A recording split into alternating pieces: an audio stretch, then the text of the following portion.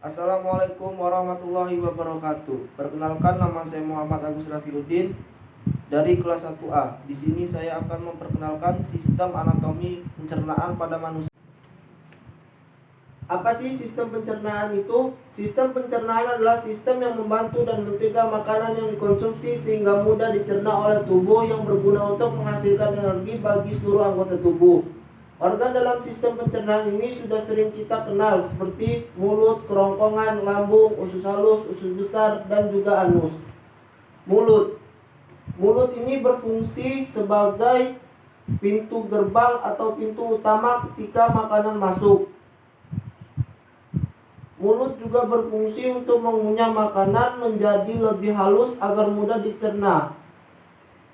Makanan melalui mulut akan mengalami proses pencernaan secara kimiawi dan mekanik.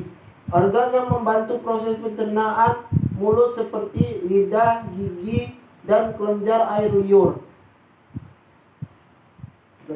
Rongga mulut. Rongga mulut merupakan bagian dari saluran pencernaan. Terletak di mana makanan akan dikunyah, dan air liur juga diproduksi oleh tempat tersebut untuk membantu mendorong makanan agar dapat sampai ke lambung. Lidah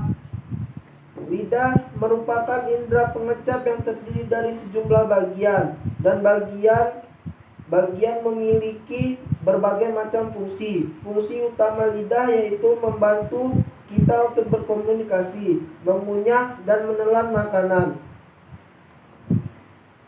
Laring merupakan suatu saluran vibomuskuler yang berbentuk seperti corong yang besar pada bagian atas dan menyempit pada bagian bawah.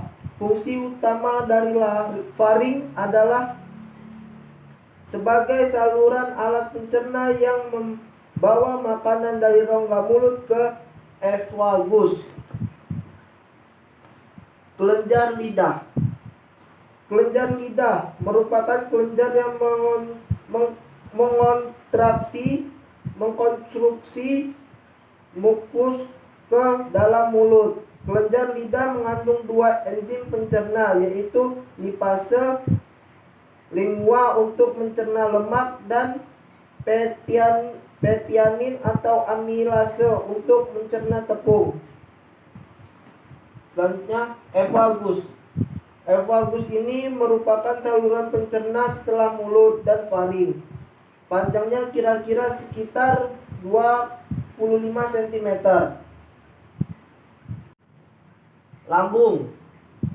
Lambung adalah organ berbentuk huruf J yang berukuran sekitar 2 kepalan tangan. Lambung terletak di antara esophagus dan usus halus pada perut bagian atas.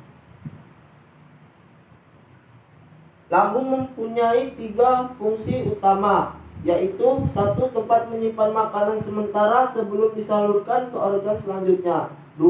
Mencegah dan mengaduk makanan dengan mekanisme gerak peristatik. 3. Mencerna dan menghancurkan makanan dengan bantuan enzim dalam lambung.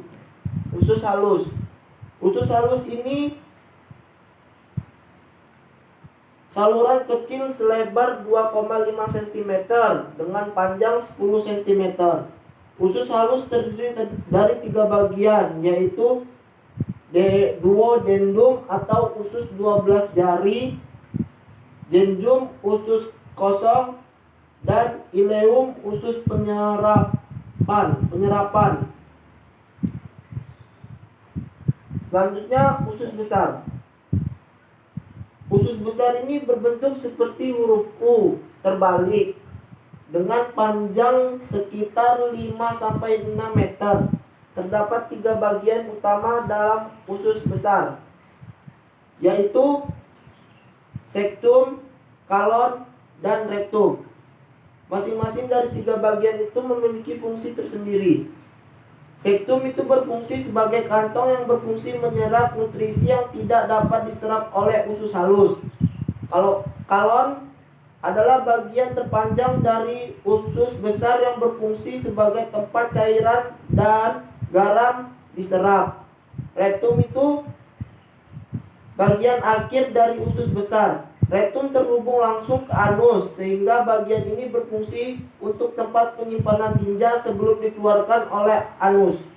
Fungsi utama dari usus besar yaitu membuang air dan garam yang tidak dapat dicerna dan membentuk limbah padat yang dapat dikeluarkan. Selanjutnya, anus.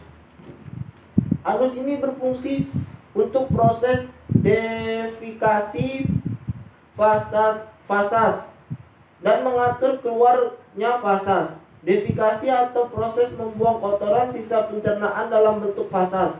Hasil akhir dari sistem pencernaan makanan berupa fasas atau kotoran.